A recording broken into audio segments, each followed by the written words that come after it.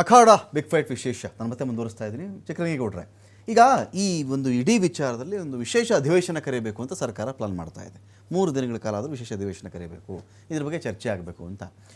ಇಡೀ ಒಂದು ಪಾರ್ಟಿ, ಕಾಂಗ್ರೆಸ್ ನೇತೃತ್ವದ ಒಂದು ಸರ್ಕಾರ, ಅವರು ಏನೋ ಅವರೆಲ್ಲರೂ ಕೂಡ ಒಗ್ಗಟ್ಟಾಗಿದ್ದಾರೆ, ನಿಲುವು ಎಲ್ಲರದ್ದು ಏಕತ್ರವಾಗಿದೆ, ನಿಲುವು ಬೇರೆಯವ್ರದ್ದೆಲ್ಲ ವಿರುದ್ಧವಾಗಿದೆ ಅಂದರೆ ಬೇರೆ ಕಥೆ ಇತ್ತು. ಒಂದು ಪಾರ್ಟಿ ಒಳಗಡೆನೆ ಅಲ್ಲಿರ್ತಕ್ಕಂಥ ಒಕ್ಕಲಿಗ ಶಾಸಕರದ್ದು, ಲಿಂಗಾಯತ ಶಾಸಕರದ್ದು ಅಭಿಪ್ರಾಯಗಳೇ ಬೇರೆ ಬೇರೆ ಥರ ಇದೆ. ನೀವು ಯಾವುದೋ ಮರಸು ಅಂದ್ರಿ, ಏನು ಸ್ವಾಮಿ ಇಡೀ ರಾಜ್ಯದಲ್ಲಿ 3,000 ಮರಸು ಒಕ್ಕಲಿಗರಿರೋಕ್ಕೆ ಸಾಧ್ಯವಾ ಅಂತ ಒಂದು ಪ್ರಶ್ನೆ ಕೇಳಿದ್ರಿ. ಒಂದು ಕಾನ್ಸ್ಟಿಟ್ಯೂನ್ಸಿಯಲ್ಲಿ ಹೋಗ್ಬಿಟ್ರೆ 1,000 ಜನ ಸಿಕ್ಬಿಡ್ತಾರೆ ನಮಗೆ ಅಂತ ಒಂದು ಮಾತು ಹೇಳ್ತಾ ಇದ್ರಿ. ಇಲ್ಲಿ ಎಲ್ಲ ಲೆಕ್ಕಾಚಾರಗಳು ಬಂದು ಈ ಮುಳ್ಳು ಬಂದು ನಿಂತ್ಕೊಳ್ಳೋದು ಎಲ್ಲಿಗೆ ಅಂತ ಹೇಳಿದ್ರೆ ನೆಕ್ಸ್ಟ್ ಬರ್ತಕ್ಕಂಥ ಮೀಸಲಾತಿ ವಿಚಾರಕ್ಕೆ. ನಮ್ಮ ಜಾಸ್ತಿ ಜನ ಇದ್ದೀವಿ, ತುಳಿತಕ್ಕೊಳಗಾಗಿದ್ದೀವಿ, ಶೋಷಣೆಗೊಳಗಾಗಿದ್ದೀವಿ, ನಮಗೆ ಮೀಸಲಾತಿ ಪ್ರಮಾಣ ಜಾಸ್ತಿ ಮಾಡಿಕೊಡಿ. ಇದು ಅಲ್ಲಿಗೆ ಒಂದು ಭಾಗ. ಆದರೆ ರಾಜಕೀಯ ಮೀಸಲಾತಿ ಇದೆಯಲ್ಲ, ನಾವು ಜಾಸ್ತಿ ಜನ ಇದ್ದೀವಿ ರೀ, 10 ಟಿಕೆಟ್ ಇನ್ನು ನಮ್ಗೆ ಜಾಸ್ತಿ ಕೊಡಬೇಕು, ನಮ್ಮ ಕಡೆಯವ್ರಿಗೆ 10 ಟಿಕೆಟ್ ನಮಗೆ ಜಾಸ್ತಿ ಕೊಡಬೇಕು, ಇದೊಂದು ವಿಚಾರ ಬರುತ್ತೆ. ಇದು ನಿಜಕ್ಕೂ ಈ ಮೀಸಲಾತಿ ವಿಚಾರದಲ್ಲೇ ಇಲ್ಲೇನೋ ಆಗಿದೆಯಾ ಸಮಸ್ಯೆ ಅಂತ?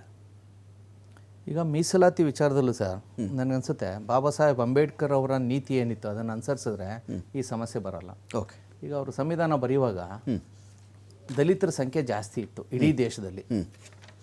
ಅವರು ಒಂದು 50% ದಲಿತರಿಗೆ ಮೀಸಲಾತಿ ಇಡೀ ಅನ್ಬೋದಿತ್ತು. ಅವ್ರು ಹಂಗೆ ಹೇಳಲಿಲ್ಲ, ಬರೀ 18% ಮಾತ್ರ ಎತ್ತಿಟ್ರು. ಅಂದರೆ ತಗೊಳ್ಳೋದ್ರಲ್ಲೂ ಒಂದು ನ್ಯಾಯ ಇರಬೇಕು, ಬೇರೆಯವರಿಂದ ಕಿತ್ಕೊಳ್ಳೋದ್ರಲ್ಲೂ ಒಂದು ನ್ಯಾಯ ಇರಬೇಕು, ಒಬ್ರಿಗೆ ಕೊಡೋದ್ರಲ್ಲೂ ಒಂದು ನ್ಯಾಯ ಇರಬೇಕು ಅನ್ನೋದು ಒಂದು ತತ್ವ ಅಲ್ಲಿದೆ. ಮಾತೃ ಹೃದಯ ಅಂತ ನಾವು ಕರಿತೀವಿ. ಈಗ ಇಲ್ಲಿ ಆಯಿತು, ಒಕ್ಕಲಿಗರು ಸಂಖ್ಯೆ ಜಾಸ್ತಿ ಇದ್ದಾರೆ, ಲಿಂಗಾಯತರ ಸಂಖ್ಯೆ ಜಾಸ್ತಿ ಇದ್ದಾರೆ ಅನ್ನೋ ಮಾತ್ರಕ್ಕೆ ಬೇರೆಯವ್ರಿಗೆ ಮೀಸಲಾತಿ ಕೊಡಬೇಡಿ ಅಂತ ಯಾರೂ ಹೇಳ್ತಾ ಇಲ್ಲ. ಓಕೆ, ಬೇರೆಯವ್ರಿಗೆ ಮೀಸಲಾತಿ ಕೊಡಿ, ಅವರ ಆರ್ಥಿಕ, ಸಾಮಾಜಿಕ, ಶೈಕ್ಷಣಿಕ ಇದನ್ನೆಲ್ಲ ನೋಡ್ಕೊಂಡು ನೀವು ಅವ್ರಿಗೆ ಮೀಸಲಾತಿ ಕೊಡಿ. ಅವ್ರಿಗೆ ಮೀಸಲಾತಿ ಕೊಡ್ತೀನಿ ಅಂದ್ಬಿಟ್ಟು ಇವ್ರ ಸಂಖ್ಯೆನ ನೀವು ಯಾಕೆ ಕಡಿಮೆ ಮಾಡ್ತೀರಾ? ಓಕೆ. ಆಮೇಲೆ ಇವ್ರನ್ನ ಯಾಕೆ ನೀವು ಡಿವೈಡ್ ಮಾಡ್ತೀರಾ? ಇವ್ರನ್ನ ಡಿವೈಡ್ ಮಾಡಿದ್ಮೇಲೆ ಸಮಾನವಾಗಿ ಈ ಸಮಾಜದಲ್ಲಿ ಯಾವ್ಯಾವ ಜಾತಿ ಇದೆ, ಯಾವ್ಯಾವ ಪಂಗಡ ಇದೆ ಅದನ್ನೆಲ್ಲ ಡಿವೈಡ್ ಮಾಡಿ. ಉಪ ಪಂಗಡ ಇಲ್ಲದೆ ಇರುವಂಥ ಧರ್ಮ, ಉಪ ಪಂಗಡ ಇಲ್ಲದೆ ಇರುವಂಥ ಜಾತಿ ಈ ದೇಶದಲ್ಲಿ ಯಾವುದೂ ಇಲ್ಲ. ಓಕೆ.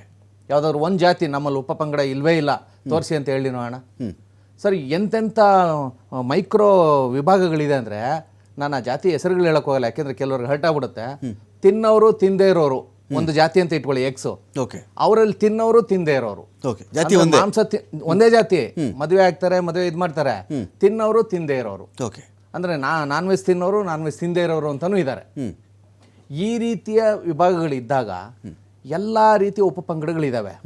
ನೀವು ಆ ಉಪಪಂಗಡಗಳನ್ನೇ ಆಧಾರವಾಗಿ ಇಟ್ಕೊಳ್ಳೋದಾದರೆ ಎಲ್ಲ ಜಾತಿಗೂ ಅದನ್ನು ಅನ್ವಯ ಮಾಡಿ. ಒಂದು. ಎರಡನೇದಿಲ್ಲ, ಉಪಪಂಗಡಗಳಿಲ್ಲ, ಮೇಜರ್ ಇಂತಿಂಥ ಜಾತಿ, ಅದಕ್ಕೊಂದು ಮಾನದಂಡ ಬೇಕು ಅಂದರೆ ನಮಗೆ ಬ್ರಿಟಿಷರ ಕಾಲದ ಎಡ್ಗರ್ಡ್ ಥರ್ಸ್ಟನ್ ಅಂತೇಳಿ ಒಂದು 4-5 ವಾಲ್ಯೂಮಲ್ಲಿ ಸಂಪುಟಗಳಲ್ಲಿ ಎಲ್ಲ ಕುಲಶಾಸ್ತ್ರೀಯ ಅಧ್ಯಯನ ಮಾಡಿ ಒಂದು ರಿಪೋರ್ಟ್ ಕೊಟ್ಟಿದ್ದಾರೆ. ಅದನ್ನು ಆಧಾರವಾಗಿ ಇಟ್ಕೊಳ್ಳಿ, ಯಾಕೆಂದರೆ ಅದು 100 ವರ್ಷದ ಹಿಂದಿಂದು. ಇತ್ತೀಚಿನ ತೊಗೊಂಡ್ರೆ ಅಲ್ಲಿ ಕಾಂಟ್ರವರ್ಸಿ ಇರುತ್ತೆ, ಅದರಲ್ಲಿ ಕಾಂಟ್ರವರ್ಸಿ ಇಲ್ಲ. ಜೊತೆಗೆ ನಮ್ಮಗಳನ್ನು ಬಿಟ್ಟು ಹೊರಗಡೆ ಬಂದಾಗ ಅವನೇನೋ ಒಂಚೂರು ಸತ್ಯ ಹೇಳೋ ಸಂಭವ ಇದೆ. ಈ ನಮ್ಮಲ್ಲಿ ನಾನು ಸುಳ್ಳು ಹೇಳ್ಕೊಬೋದು, ಅವ್ರ ಜಾತಿಯವ್ರು ಅವ್ರು ಸುಳ್ಳು ಹೇಳ್ಕೊಬೋದು. ಆದರೆ ಆ ಥರ್ಸ್ಟನ್ ಮುಂದೆ ಯಾರೂ ಸುಳ್ಳು ಹೇಳೋಕ್ಕಾಗಿರಲ್ಲ.